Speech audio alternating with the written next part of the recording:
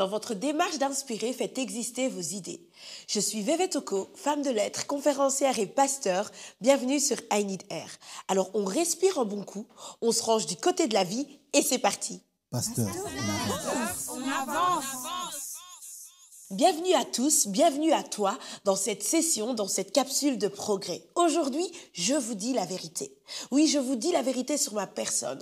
En réalité, je n'ai pas toujours été pasteur. En réalité, je n'ai pas toujours été la chrétienne que je suis. En réalité, je n'ai pas toujours été l'épouse que je suis aujourd'hui. En réalité, non, je n'ai pas toujours été cette femme. Il fut un temps où j'étais un enfant. Il fut un temps où j'étais ignorante. Il fut un temps où je n'étais pas la personne que je suis aujourd'hui. Mais il est possible de devenir celle que Dieu vous appelle à être, tout simplement en plaçant votre confiance en Christ, tout simplement en plaçant votre confiance en la parole de Dieu et à ce que la parole déclare sur vous, à ce que la parole dit de vous.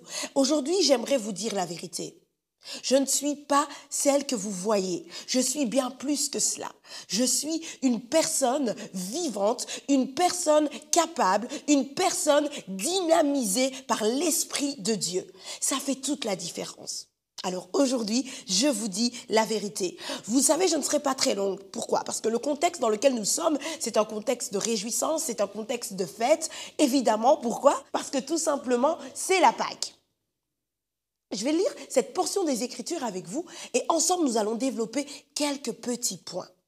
La Bible déclare, pendant que Jésus était à Jérusalem à la fête de Pâques, nous sommes bien dans la circonstance actuelle, plusieurs crurent en son nom, voyant les miracles qu'il faisait. Mais Jésus ne se fiait point à eux parce qu'il les connaissait tous et parce qu'il n'avait pas besoin qu'on lui rendît témoignage d'aucun homme car il savait lui-même ce qui était dans l'homme. Pendant que Jésus était à Jérusalem, ses contemporains, on va dire ça comme ça, ses contemporains crurent en son nom à cause des miracles qu'il faisait. Mais Jésus ne se fiait pas à eux. Et pourquoi? Parce qu'il les connaissait tous. J'aimerais te dire aujourd'hui que Jésus te connaît parfaitement. Il connaît ce qu'il y a à l'intérieur de toi. Il sait que tu n'es pas une personne fiable. C'est bon. Tu n'as pas besoin de renseigner Dieu sur qui tu es. Tu n'as plus besoin de renseigner Dieu et de penser lui dire la vérité alors que finalement tu te caches encore de sa personne.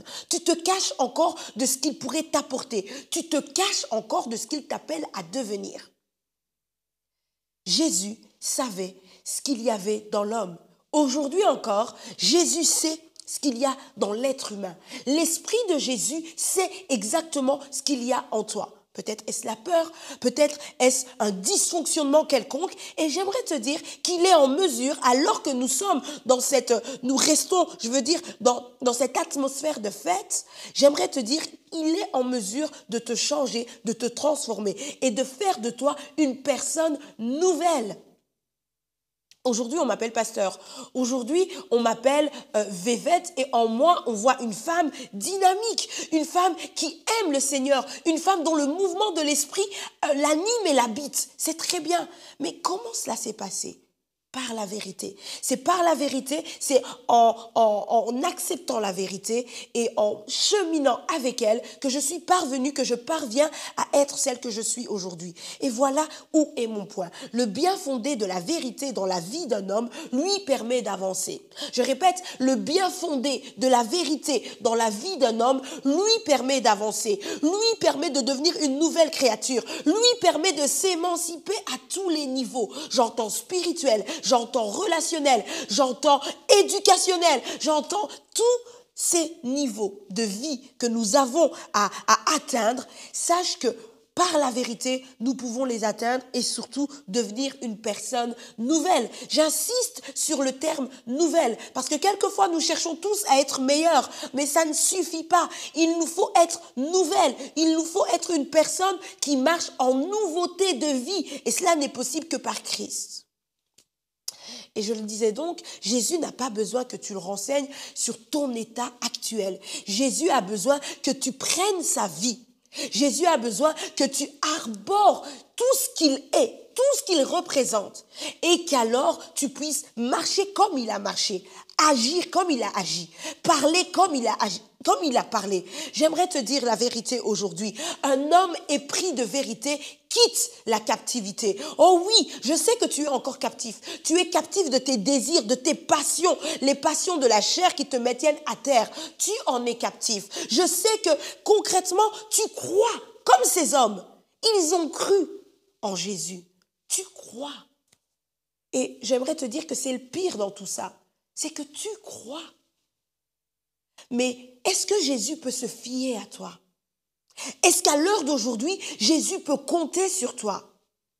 Est-ce qu'aujourd'hui, tu peux dire, Seigneur, je crois, alors maintenant, agis par moi? Parce que quelquefois, tu as laissé entendre à Jésus qu'il pouvait agir par toi. Mais dans la finalité, tu n'as jamais opéré comme il le souhaitait. Dans la finalité, tu n'as jamais dit la vérité qu'il fallait dire. Tu n'as jamais osé prononcer les mots, les paroles que Dieu voulait que tu prononces. Oh, j'aimerais te dire la vérité. J'aimerais te dire que tu peux devenir une personne totalement nouvelle, totalement transformée. Un homme épris de vérité. Un homme qui accepte de dire la vérité. Pas simplement de dire la vérité à Jésus. Jésus sait ce qu'il y a au-dedans de toi. Quand je parle de vérité ici, je parle d'un homme qui professe la vérité. C'est-à-dire qui est en mesure de dire la vérité à Dieu sur son état, sur qui il est. Oui, c'est un fait, mais après ça, qui prend la vérité qui vient de Dieu, qui prend la parole qui vient de Dieu, la parole qu'il relève, la parole qui relève cette personne, lui permet alors d'agir selon la vérité, selon la parole. Je suis dans cette catégorie-là. Je suis dans la seconde partie, en fait, de la vérité, dans la seconde dimension de la vérité, qui consiste à agir textuellement, comme la parole le veut. En fait, je suis en train de te dire que tu restes la même personne parce que tu crois en Jésus. Tu crois en Jésus. Tu le fais, tu crois en Jésus-Christ. Mais tu n'obéis pas au commandement de Dieu. Tu n'obéis pas encore à ce qu'il te demande de faire. Voilà pourquoi tu ne professes pas totalement la vérité. Et de toi, nous pourrions dire que finalement, Dieu ne se fie pas totalement à toi. Parce qu'il sait que tu as encore quelques réserves. Il sait que lui, il t'a présenté, mais toi, tu veux encore te cacher. Lui, il te fait confiance, mais toi, tu n'as pas confiance en lui. Un homme épris de vérité quitte la captivité. Un homme épris de vérité dit la vérité. Il dit la vérité sur son état, mais encore plus et encore mieux, il dit la vérité sur son devenir, il dit la vérité sur son avenir. Et cela, c'est être prophétique. C'est parler avec la conviction que ce que je dis est une vérité attestée par le ciel. Ça vient de la parole de Dieu, alors je sais ce que Dieu me réserve. Alors je sais ce qui m'est réservé. Alors je sais à quoi Dieu me destine, tout simplement. Écoutez, j'aimerais dire à quelqu'un aujourd'hui, et j'aimerais que tu puisses le comprendre. Ce n'est rien, en fait, d'être circoncis ou incirconcis. Ce n'est rien. Je dis, ce n'est pas tant d'être chrétien qui fait quelque chose. C'est d'être une nouvelle créature. Tu es chrétien, oui, mais es-tu une nouvelle créature? Quand je parle de nouvelle créature, je parle de cette personne que Dieu a façonnée. Façonnée à tel point que Dieu maintenant la connaît. Et tu n'es plus de cette catégorie des hommes qui disent « Seigneur, Seigneur », mais que Jésus ne connaît pas. Je dis donc, ce n'est rien d'être circoncis ou incirconcis. Ce qui compte, ce qui a de l'importance, c'est que tu sois une nouvelle créature. La Bible déclare que c'est quelque chose d'être une nouvelle créature. Et je le dirais encore mieux. Tu sais, quand Dieu te fait de toi une nouvelle créature, c'est une nouvelle création carrément. C'est une nouvelle création. Et là, ça a toute son importance. Parce qu'une nouvelle création est en mesure de porter la vie de Dieu. Une nouvelle création façonnée par Dieu lui-même est en mesure de porter et de révéler Christ. Et c'est cette dimension que tu dois atteindre. C'est cette dimension que j'aimerais que tu puisses atteindre en vérité. Alléluia. En Jésus-Christ. Rien de ce qui plaît aux hommes ne compte. Tu sais ce qui plaît aux hommes? Tu veux que je te dise ce qui plaît aux hommes? Ce qui plaît aux hommes, quelquefois, ce sont les titres. Et ces titres, je les ai nommés tout à l'heure. J'ai dit de moi que j'étais une épouse. J'ai dit de moi que désormais j'étais pasteur. J'ai dit de moi que désormais je suis cette femme.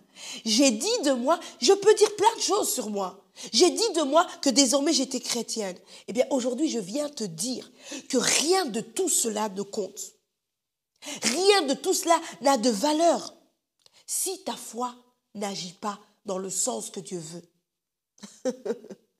En fait, ces œuvres qui font de toi une nouvelle personne, ces œuvres qui te permettent de devenir, n'ont de valeur que s'il y a la foi lorsque tu agis, n'ont de valeur que s'il y a la ferme conviction que Dieu peut réellement te changer et t'établir. C'est à ce moment-là que réellement tout devient possible pour toi. Oh, je sais que tu es encore caché et je te dis que c'est parce que tu n'as pas encore arboré, tu n'as pas encore compris, tu n'as pas encore valorisé tout ce que la parole de Dieu dit que tu es. En Jésus-Christ, réellement, tous nos titres n'ont aucune valeur. Ce qui compte, c'est la foi qui agit. Et qui agit comment? La foi qui agit par l'amour. Pasteur, On avance. La vérité, en fait, c'est la volonté de l'amour. La vérité est la volonté de l'amour. Si tu veux opérer par cette foi qui agit, si tu veux professer la vérité, si tu veux professer la vie de Dieu, tu dois comprendre une chose. Professer ta foi passe par l'amour. Et l'amour, c'est cette volonté qui découle de la vérité. La vérité, c'est la volonté de l'amour. Lorsque je dis la vérité et lorsque j'opère dans la vérité, c'est-à-dire lorsqu'on retrouve en moi ce que je suis en train de dire concrètement, lorsqu'on retrouve en moi non seulement le fait que je suis chrétienne, mais encore que je manifeste ma foi tel un producteur de preuves, à ce moment-là, je suis dans la vérité. Et c'est animé par l'amour que j'arrive à mener ma vie, tout simplement. Et l'amour que j'ai est animé par la vie de Christ en moi qui s'exprime. Écoute, ce qui compte en Jésus-Christ, c'est vraiment l'observation des commandements de Dieu. C'est ça qui compte. Ça fait combien d'années que tu te présentes comme étant enfant de Dieu? Ça fait combien d'années? Ça fait combien de temps? Ça fait combien de temps que tu te présentes comme étant chrétienne? Mais qu'est-ce qui ne va pas? Est-ce que tu as pris le temps de considérer qu'il y a quelque chose qui ne va pas? J'aimerais te dire, ne serait-ce pas l'observation des commandements de Dieu? Qu'est-ce que Dieu t'a commandé? Qu'est-ce que le Saint-Esprit t'a dit de faire? Qu'est-ce qu'il t'a communiqué en fait? Tout cela s'inscrivait dans l'ordre de Dieu de faire de toi son enfant. Tout cela, ces choses qu'il t'a dit de faire, ces choses qu'il a voulu que tu expérimentes, s'inscrivaient dans l'ordre de Dieu de faire de toi son enfant, de faire de toi un membre de sa famille. Alléluia. Est-ce que je parle à quelqu'un? Et j'aimerais te dire que pour toutes ces personnes qui finalement s'y prêtent, qui arrivent à observer les commandements de Dieu, pour toutes ces personnes qui sont en Jésus-Christ, parce que c'est ça d'être en Jésus-Christ. C'est non seulement de lui dire la vérité sur son état, et puis de prendre sa nature. Et lorsqu'on prend sa nature, et lorsqu'on est en Jésus-Christ, il n'y a plus de condamnation. Nous sommes dans cette atmosphère de fête. Nous sommes à la Pâque. J'aimerais te dire, il n'y a plus de condamnation. Le 3e jour, Jésus est ressuscité. Et 40 jours plus tard, 50 jours plus tard, quelques jours plus tard, disons, la Pentecôte est arrivée. Et nous sommes concrètement là. Jésus est ressuscité. La Pentecôte arrive. Pour toi, j'aimerais te dire, toi qui es en Jésus-Christ, il n'y a plus de condamnation. Alors pourquoi te condamnes-tu? La vérité, et j'aimerais te dire la vérité, c'est que tu te condamnes parce que tu sais que tu n'agis pas selon l'ordre de Dieu, selon l'observation qu'il veut pour toi. Si quelqu'un est en Christ, il est une nouvelle créature. Les choses anciennes sont passées. Voici, toutes choses sont devenues nouvelles. Je répète, les choses anciennes sont passées. Voici, toutes choses sont devenues nouvelles. Quel est mon point? Tu te réfères encore beaucoup trop à celle que tu étais avant. Aujourd'hui, je dis de moi que je suis une épouse et je dis de moi que je suis une heureuse épouse. Je le dis pourquoi? Parce que je ne me réfère plus à ce qui est passé. Dans le passé, j'étais une épouse, mais je n'étais pas une épouse épanouie et heureuse. Dans le passé, j'étais une épouse, mais je n'étais pas une épouse soumise. Aujourd'hui, je peux dire de moi que je suis une heureuse épouse. Pourquoi? Parce que les choses anciennes sont passées, je m'en réfère à ce qui est nouveau.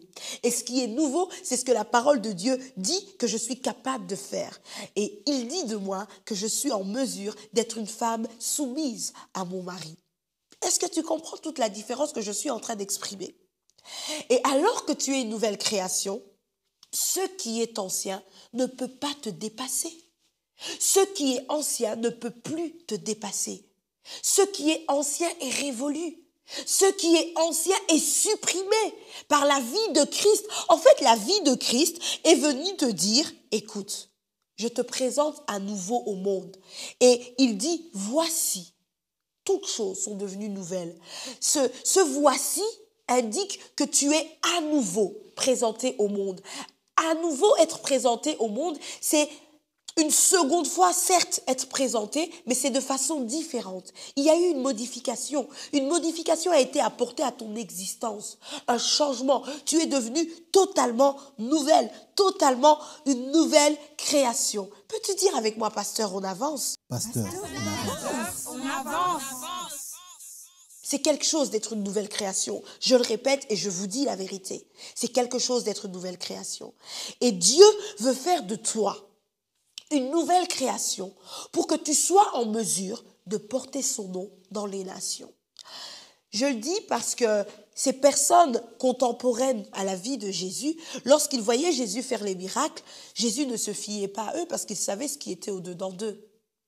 Mais Jésus ne se fiait pas à eux aussi. Pourquoi? Parce qu'il savait qu'il n'était pas en mesure de porter son nom.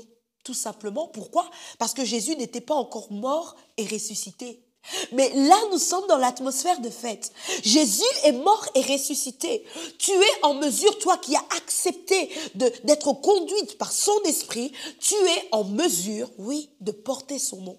Et lorsque tu portes son nom pour l'apporter dans les nations, pour l'apporter dans la vie de ces personnes qui sont proches de toi. Et nul à ce moment-là, écoute-moi bien, je te dis la vérité, nul ne peut toucher ce qui est né de Dieu.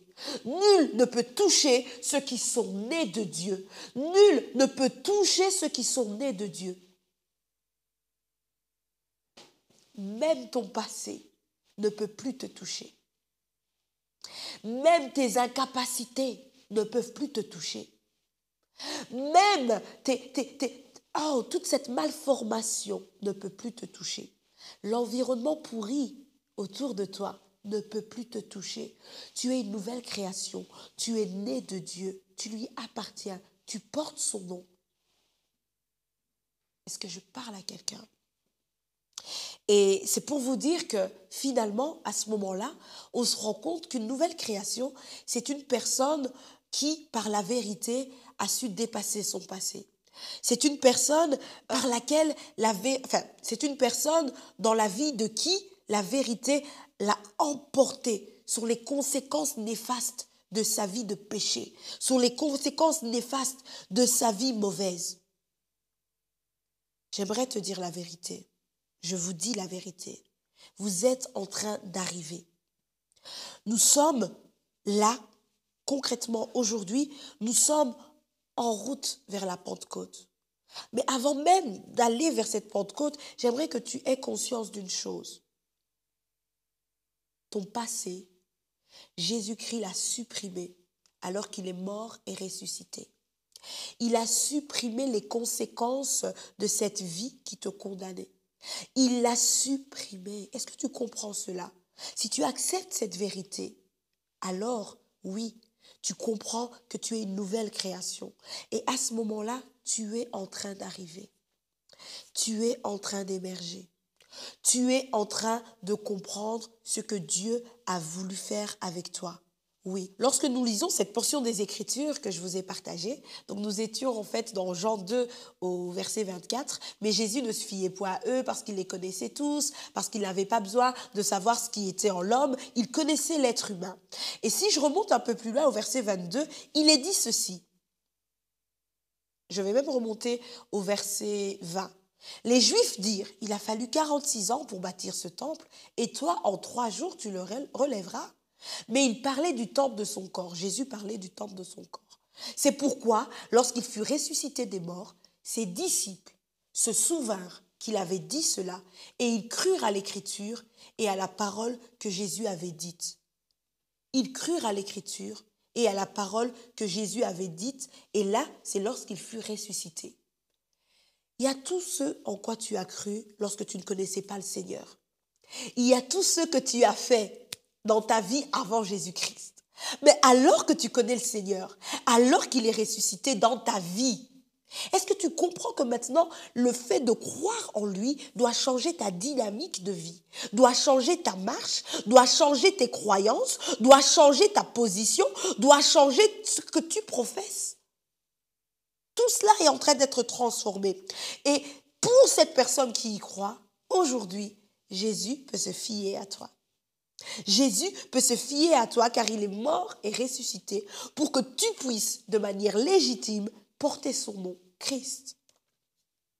Alors je le répète, tu arrives, tu émerges, tu peux croire au nom de Jésus et tu peux porter son nom plus haut. Tu peux pérenniser son œuvre. Encore aujourd'hui, parce que Christ est mort, bien plus, il est ressuscité. En fait, il est temps pour chacun d'entre nous de refuser juste de porter un titre, mais il est temps d'être producteur de preuves. Nous devons témoigner de qui nous sommes. Nous devons témoigner de qui nous disons que nous sommes. Nous devons témoigner de qui nous sommes devenus. En fait, nous sommes devenus des enfants de Dieu. Mais être un enfant de Dieu, qu'est-ce que c'est si ce n'est tout simplement être un représentant de Dieu sur la terre? Et c'est là où j'aimerais t'amener à considérer que pour y parvenir, il te faudra la vérité. Aujourd'hui, je t'apporte la vérité, mais l'acceptes-tu? La recevras-tu, cette vérité? Je refuse que nous soyons des chrétiens, des chrétiennes, des époux, des épouses, que nous soyons des hommes importants dans la société, mais des personnes infructueuses par peur, avec ce désir de constamment vouloir se cacher, avec cette peur d'en faire trop, pour je ne sais quelle raison. Dieu ne te demande pas d'en faire trop ou trop peu. Dieu te demande simplement de compter sur lui et d'agir selon lui. Dieu te demande d'accomplir sa volonté. Il te demande d'obéir à ses commandements. Il te demande en fait d'être lui sur la terre. Si Jésus l'a fait, ne peux-tu pas le faire? Je ne sais pas à quoi tu penses, mais j'aimerais te dire, si Jésus l'a fait, je change. Si Jésus a même fait l'impossible pour l'entendement de l'homme, toi, ne peux-tu pas le faire?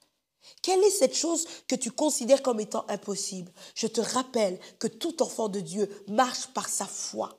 Une foi agissante, une foi fervente, une foi qui transforme, qui bouleverse le monde. Oh, que l'on parle de toi comme un homme qui a bouleversé le monde. Que l'on parle de toi comme Jésus en fait. On a parlé de lui jusqu'alors, nous parlons de lui comme un homme qui a bouleversé le monde. Tu es de la race de Christ parce que tu as accepté de porter son nom. Alors j'aimerais t'encourager. Accepteras-tu la vérité? Si tu l'acceptes, à partir d'aujourd'hui, sois un producteur de preuves. Sois une personne fructueuse. Sois une personne productive. Ne sois pas juste active à tout va. Non. Sois productive. Produis. Et surtout, considère que Jésus, maintenant, Jésus-Christ compte sur toi parce que tu portes sa nature. Laisseras-tu ta nature d'avant, ta nature pécheresse, ta personnalité l'emporter sur la magnifique personnalité qu'est Christ? Laisseras-tu cela se faire? J'aimerais te dire que non. Tu n'as pas été conçu, nouvelle création, pour de nouveau repartir sur ce que tu as vomi.